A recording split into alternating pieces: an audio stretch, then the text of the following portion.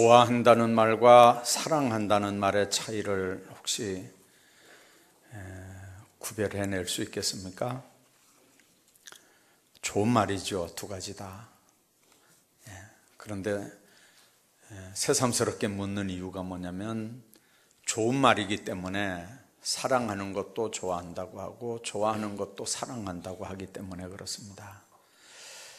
사랑하는 걸 좋아한다고 하면 별 부작용은 없습니다. 그러나 좋아하는 걸 사랑한다고 하면 이 부작용이 굉장히 커집니다.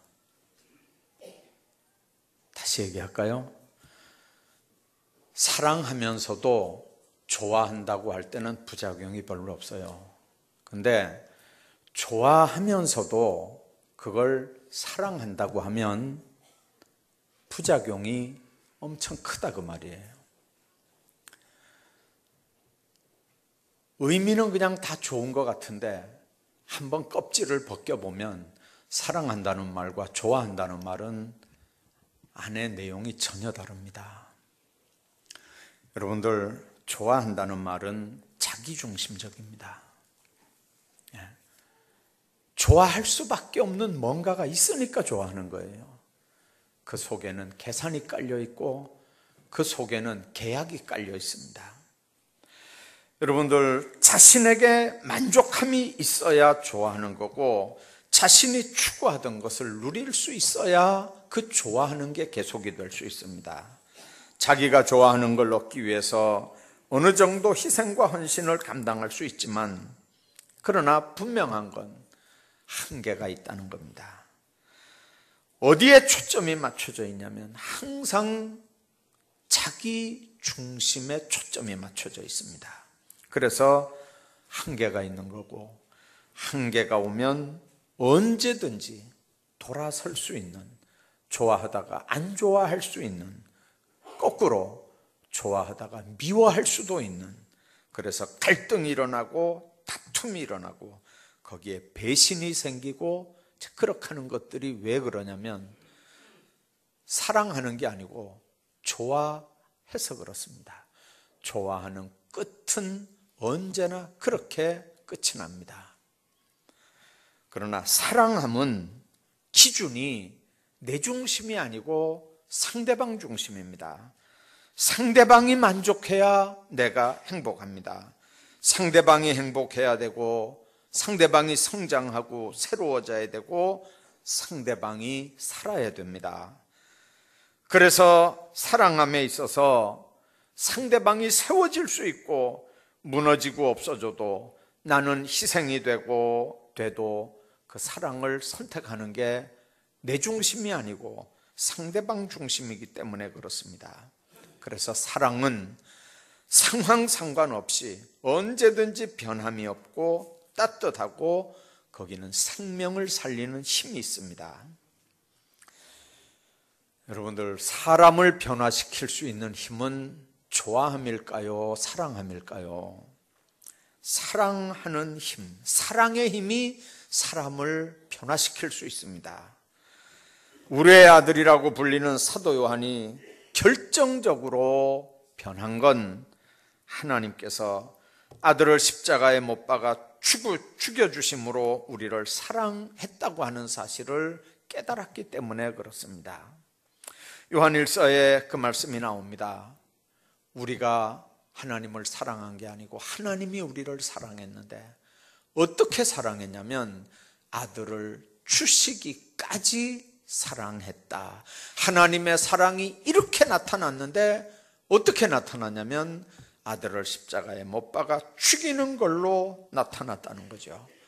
그 사랑을 깨닫고 요한의 삶이 바뀌어지고 나중에 순교의 제물이 되는 겁니다. 죽은 지 오래된 10년이 넘은 것 같은데 어떤 가수의 죽음을 재조사한다는 뉴스가 나오더니 배우자가 출국 금지가 됐다는 뉴스가 나옵니다. 부부간에도 좋아한다는 말과 사랑한다는 말이 혼동이 돼서 지금 세상을 우리가 살아갑니다.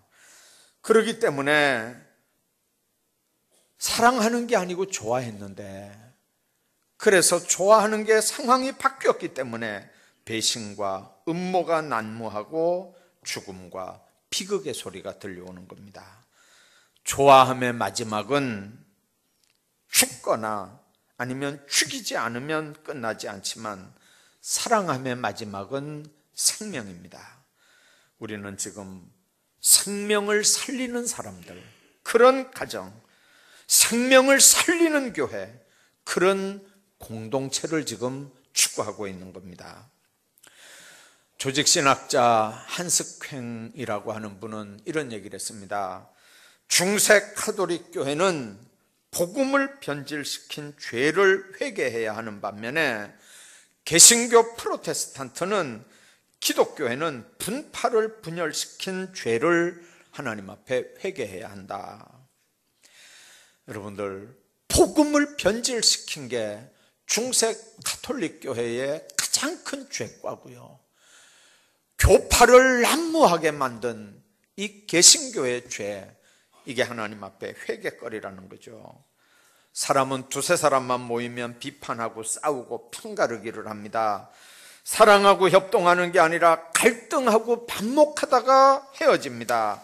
사람들이 모이면 처음에는 영원히 사랑할 것 같지만, 함께 나눌 것 같고 화합할 것 같지만, 인간들 속에는 근본적으로 죄성이 있기 때문에 시간이 흐르면 흐를수록 부패한 모습들이 드러나게 되고, 옳고 그름, 기준, 상식 다 필요 없고 마지막에는 네 편이냐 내 편이냐, 내 편이면 틀려도 옳고 상대편이면 맞아도 틀립니다. 그래서 교회가 분열이 되고, 그리고 인간관계가 얽히고 설켜지고 교파가 나누고 교회가 나누는 모습들을 우리가 봅니다. 교회는 사랑과 용서의 화신입니다.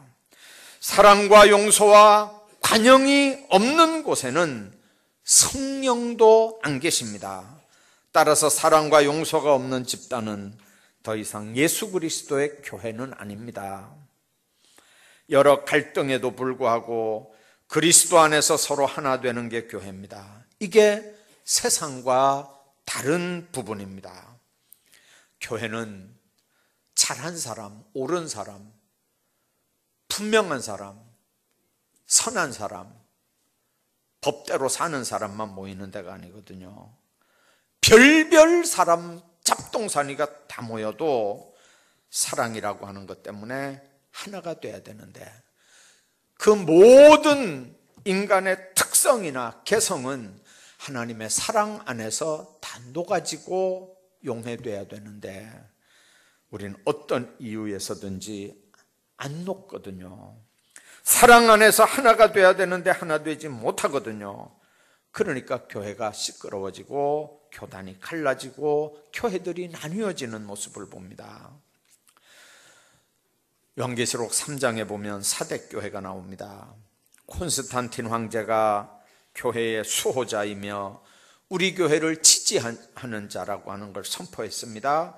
기독교를 국교로 정하게 될 때 외형적으로는 기독교가 황금 시기를 맞는 것 같았습니다.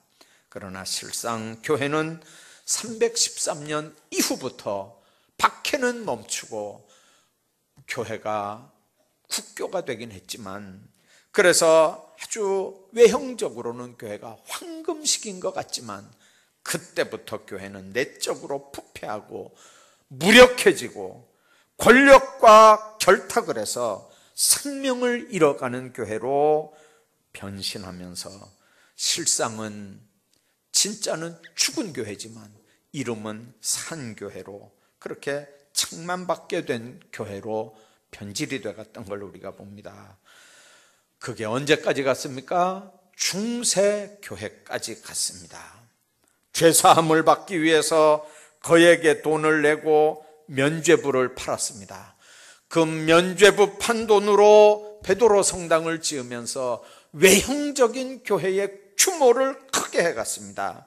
속은 썩어가고 사랑도 질서도 하나님의 법도 구원의 비밀도 다 팽개쳐 가는데, 형식적으로 면죄부 판돈 가지고 베드로 성당을 지으면서 외형적으로만 부풀려 나갔습니다. 그런데 초대교회는 정말로 생명이 약동하는 교회였습니다. 변변한 예배당이 없었습니다. 사람들이 하나님의 말씀을 듣고 회개해서 하루에 3,000명씩 세례를 받고 입교했습니다. 성령 충만, 사랑 충만하면서 협력했고 세상에서 빛과 소금의 사명을 다 감당했습니다. 그때는 비록 박해는 받았지만 교회가 빈축의 대상이 아니라, 교인들이 손가락질 받고 세상에서 요구도 먹는 대상이 아니라 존경과 호기심의 대상이 되는 교회였습니다. 이런 교회가 바로 우리 교회가 추구하는 이상적인 교회입니다. 오늘 본문 말씀을 중심으로 살아있는 교회는 어떤 사명을 주시는지, 그 본질이 도대체 뭔지, 어떤 교회가 하나님의 새 계명을 감당할 수 있는 교회인지 오늘 생각을 하고, 너희가 서로 사랑하면 그 사랑하는 것, 그것 때문에 모든 사람이 너희가 내 제자인 줄 알게 된다고 했는데, 오늘 우리 교회가, 오늘 우리 성도들이 주님의 제자들이라면 어떤 교회를 추구해야 되는지를 생각을 하고 은혜를 나누려고 합니다. 첫째는 서로 사랑하는 교회입니다. 너희가 서로 사랑하면 이로써, 그렇게 말씀합니다. 새 계명을 너희에게 주노니 서로 사랑하라. 내가 너희를 사랑한 것 같이 너희도 서로 사랑하라. 그렇게 말씀합니다. 서로 사랑하는 교회, 이게 교회의 본질입니다. 이거보다 더 큰 게 있습니까? 더 우선돼야 되는 게 있습니까? 아닙니다. 이거보다 우선되는 것도 없고 이거보다 더 큰 것도 없습니다. 교회가 질서가 있어야 되죠. 맞습니다. 사랑 안에 질서입니다. 여러분들, 자녀를 셋이나 키운, 아주 잘 키운 여인에게 하루는 신방문 목사님이 그렇게 물었답니다. 자녀 셋을 그렇게 잘 키워냈는데 자녀 셋 중에 누구를 가장 사랑했나요? 그러니까 그 부인이 웃으면서 목사님한테 이렇게 대답했대요. 막내가 병들었을 때는 막내를 제일 사랑했습니다. 둘째가 사춘기에 집을 나가 가출을 하고 비행 소년이 됐을 때는 오직 그만을 사랑했습니다. 제일 마지가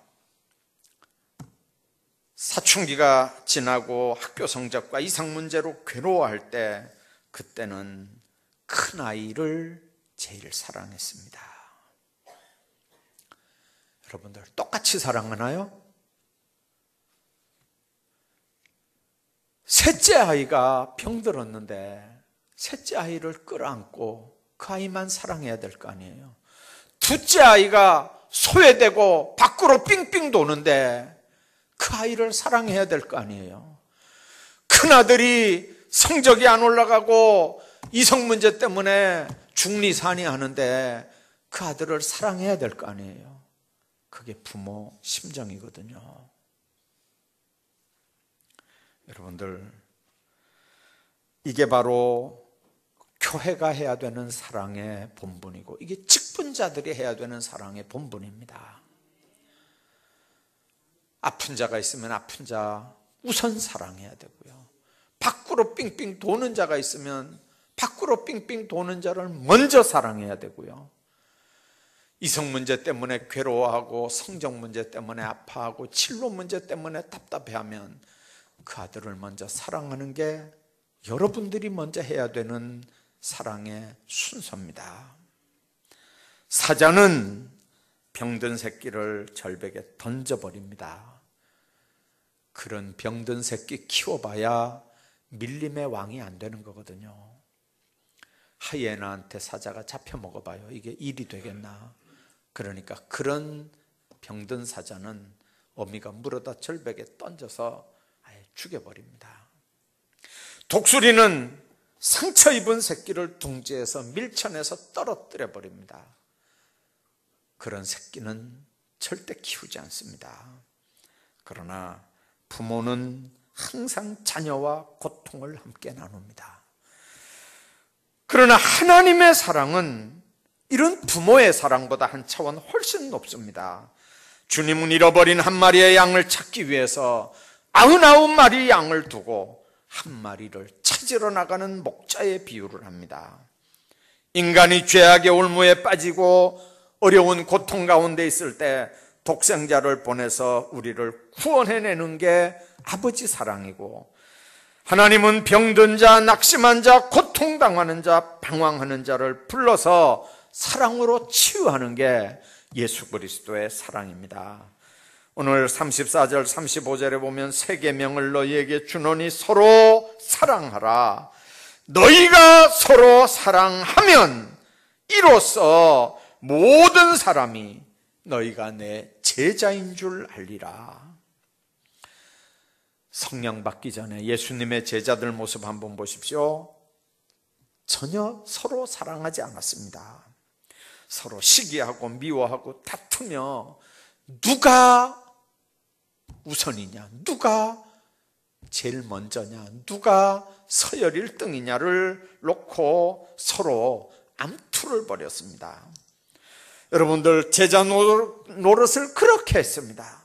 그러나 성령 충만하고 나니까 그들은 사랑의 사람이 됐습니다. 사랑을 하라고 권면하는 사람들이 됐습니다.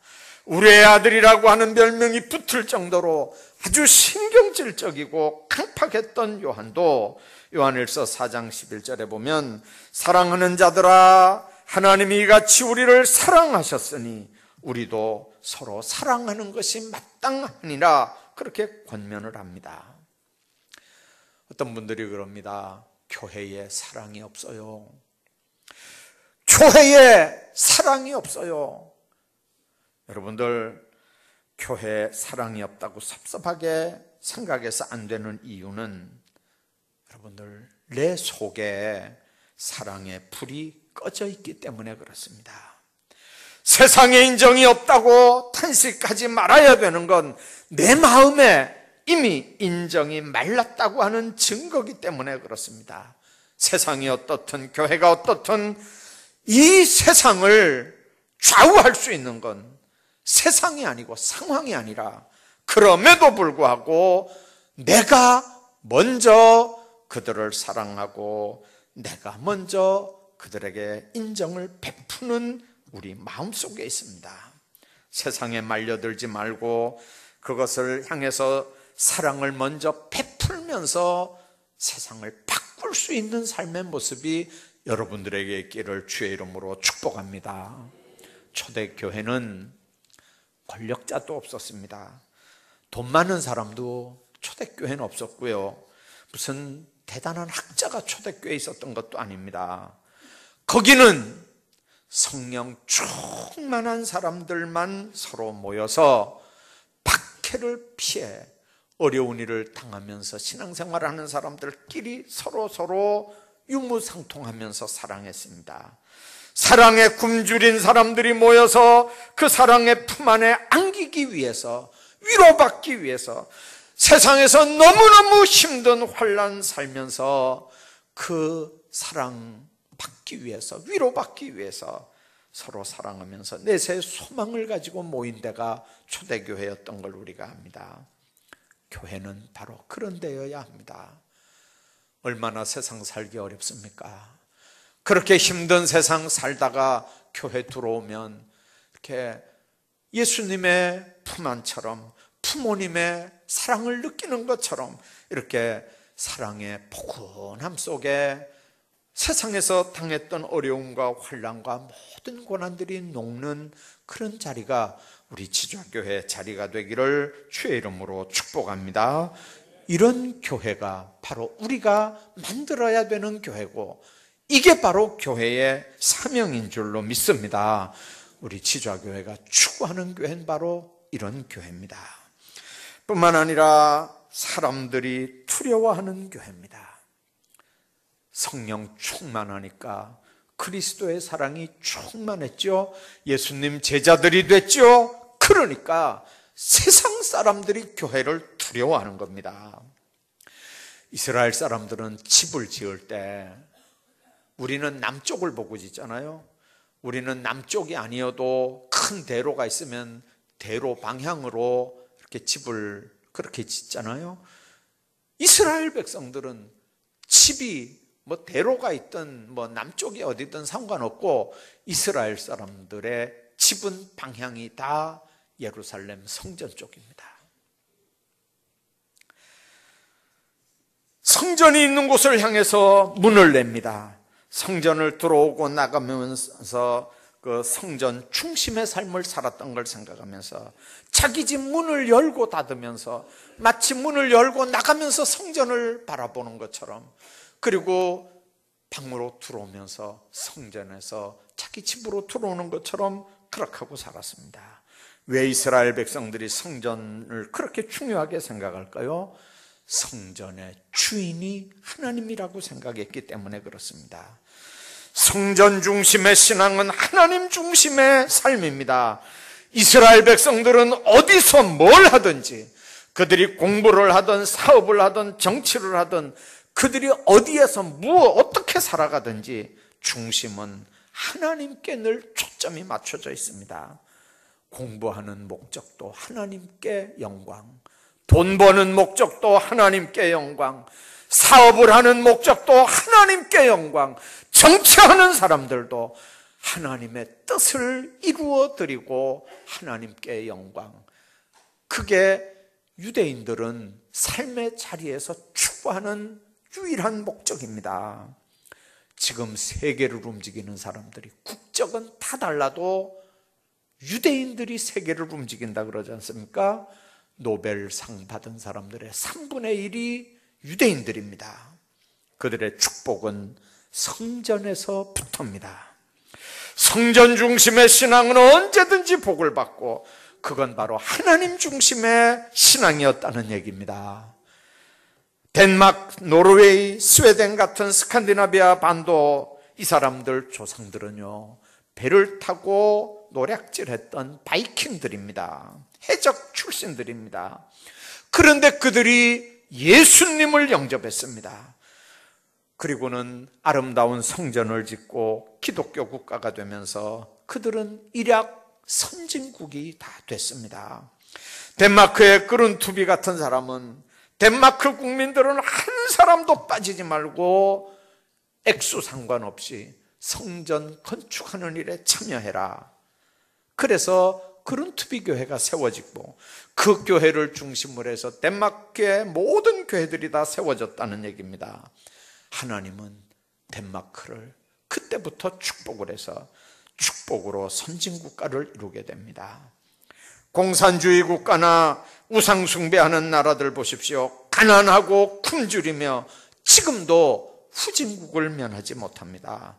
북한을 한번 보십시오. 북한이 뭘 자꾸 쏘아대니까 우리나라도 뭘 자꾸 이제 조기 대응하는 훈련한다고 쏘아대는데, 그거 한 방 꽝 쏘는데 돈이 몇 억이라고 그러죠? 어제 뉴스 나오던데요, 보니까 2억인가 20억인가 20억이죠. 20억. 세상에, 아파트가, 김천에서 아파트가 10채를 한꺼번에 뻥 쏴 올리는 거예요. 10채. 하여튼 돈도 많아요, 모두요. 여러분들, 오늘 본문 말씀대로 한번 생각해 보십시오. 하나님 성전 중심으로 살아야 됩니다. 그래야 복을 받습니다. 하나님 성전은 신앙생활에서 가장 중심이어야 되고, 삶의 중심이어야 되고, 기준이어야 됩니다. 그래서 하나님께서 성전을 통해서 복을 주셨고, 하나님의 뜻이 성전을 통해서 이루어진 겁니다. 축복의 뿌리가 되는 게 성전 중심의 신앙입니다. 성전을 폐쇄하고 크리스찬들을 박해했던 공산주의는 가난과 저주와 고통 속에서 50년 역사가 지나니까 지구상에서 하나둘씩 거의 다 사라지기 시작했습니다. 그러나 하나님의 성전 제일로 삼고 하나님 앞에 올바른 신앙을 가졌던 나라들은 지금도 이 지구상에서 선진국 대열에서 하나님의 사랑과 축복을 받으며 사는 걸 우리가 지금 역사로 보고 있지 않습니까? 본문 말씀대로 성령 충만 받은 초대교회는 살아있는 교회가 됐고 담대하게 주님을 증거하는 교회가 됐습니다. 여러분들, 지금 우리는 두 가지입니다. 세상에 대해서 우리가 얼마나 담대하냐, 세상이 우리 교회를 뭘로 보느냐, 이걸 여러분들 한번 생각해 보십시오. 베드로가 벌벌 계집종 앞에 떨 때, 그럴 때 베드로는요, 세상이 볼 때 베드로 교회 지도자들 우습게 보는 거예요. 그러나 성령 충만하니까 나가서 베드로가 그랬잖아요. 하나님 앞에서 너희 말 듣는 게 하나님 말씀 듣는 것보다 옳은지 너희들이 한번 판단하라는 거죠. 얼마나 담대해졌는지 모릅니다. 교회는 두 가지입니다. 세상이 교회를 두려워하느냐, 아니면 교회가 세상을 두려워하느냐. 성령 받은 교회들, 성령 받은 성도들이 있는 교회는 세상을 두려워하지 않습니다. 그러나 성령 받지 못한 교회는 숫자가 아무리 많아도, 건물이 아무리 대단해도 성령 받지 않은 교인들은 세상을 두려워합니다. 여러분들, 세상이 교회를 두려워하는, 세상 사람들이 지좌교회를 두려워하는, 세상 사람들이 지좌교회 성도들을 두려워하는 그런 교회 되기를 주의 이름으로 축복합니다. 사랑하면, 제자 되면 하나님의 교회는, 하나님의 성도들은 그렇게 됩니다. 우리 성도들이 어떤 모습으로 세상을 사느냐, 너무 중요한 거예요. 마지막으로 구원받는 사람이 더하는 교회가 바로 마지막에 우리가 추구하는 교회입니다. 예수 그리스도의 사랑이 충만하고 서로 사랑해서 주님 제자된 그런 초대교회는 구원받는 사람이 날마다 더했다고 그랬습니다. 사도행전 2장 47절에 있는 말씀 보면 그렇게 말씀합니다. 하나님을 찬미하며 또 온 백성에게 칭송을 받으니 주께서 구원받는 사람을 날마다 더하게 하시더라는 얘기입니다. 가나안 성도 교회 박신앙 양희송이라는 사람이 지은 포에바에서 나온 책이 있습니다. 가나안 성도라는 말은 가나안, 거꾸로 말해가지고 안나가 성도란 말입니다. 저 책입니다. 여러분들, 작년 한 해에 얼마나 저 책이 많이 팔렸는지 모릅니다. 재작년에 나온 책입니다. 2015년에 나온 책인데 저 책이 얼마나 많이 나왔는지 몰라요. 가나안 성도, 안나가 성도입니다. 안나가 성도. 교회 안 나간다는 거예요. 왜 교회를 안 나가냐? 가나안 성도가 100만 명 시대라는 거예요. 지금요. 예수는 믿는데 교회 안 나간다는 거예요. 왜 그러냐면 성도들은 숨막힘 때문에 교회를 떠났대요. 교회 오니까 숨이 콱콱 막히더라는 거죠. 목사를 봐도 숨이 콱콱 막히고, 교인들을 봐도 숨이 콱콱 막히고, 교회 돌아가는 거 좀 봐도 숨이 콱콱 막히고, 그냥 숨이 콱콱 막혀서 교회를 떠났다는 거죠. 교회 안에서 하나님의 뜻을 빙자하면서 교회 권력자들처럼, 교권자들처럼 행세하는 교회 중직자들 꼴보기 싫어서 교회를 떠났다는 거예요. 쉽게 말하면 교회에 들어와서 교회 하는 거 보고 상처받아서 떠났다는 거예요. 여러분들, 거기에는 목회자들의 문제들도 엄청 많은 부분을 할애합니다. 목사 때문에 상처받고 교회 떠나는 사람이 한둘이 아닙니다. 장로님들 때문에 교회 떠나는 사람이요, 한둘이 아닙니다. 권사들 꼴보기 싫어서 교회 떠나는 사람도 한둘이 아닙니다. 서리 집사 꼴보기 싫어서 교회 떠나는 사람은 없어요. 다 보면요, 목사, 장로, 안수 집사, 권사 꼴보기 싫어서 교회 떠난다는 거예요. 교회 들어오면 숨이 콱콱 막히대요. 그래서 교회 안 나가는 사람이 2015년 한 해에 100만 명이라니까요. 안 나가, 교회가. 안 나가. 교회 안 나가는 교인이. 예수 안 믿는 거 아니에요. 예수 믿는데 교회 가기 싫다는 거예요. 그럼 그 사람들이 어떻게 예배를 드립니까? 텔레비전 앞에서 예배 드리는 거예요. 거기다 헌금 보내라면 거기다 구자 보내가지고 거기다 헌금 보내는 거예요. 그러면 여러분들, 거기에 성찬식이 있습니까? 성도 교제가 있습니까? 예배는 텔레비로 본다 그래요. 성경 공부는 거기서 한다 그래요. 헌금으로 봉사활동 할 수 있다 그래요. 성례식은 방 안에서 자기 혼자 어떡할 건데? 성도 교제는 거기서 어떡할 건데, 방 안에서? 여러분들, 안 나가는 사람도 문제가 있지만 그 사람들을 방 안에 가둬둔 교회들도 문제가 있다는 거예요.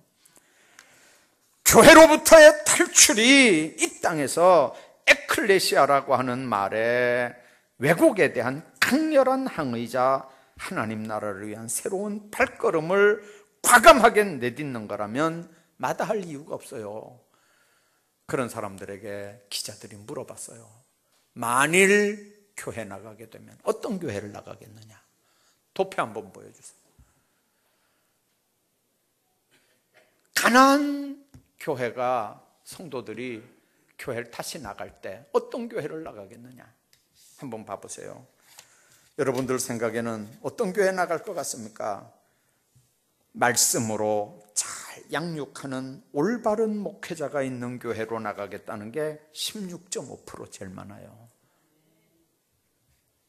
뿐만 아니라 공동체성이 있는 교회로 나가겠다가 15.6%예요. 거꾸로 얘기할까요?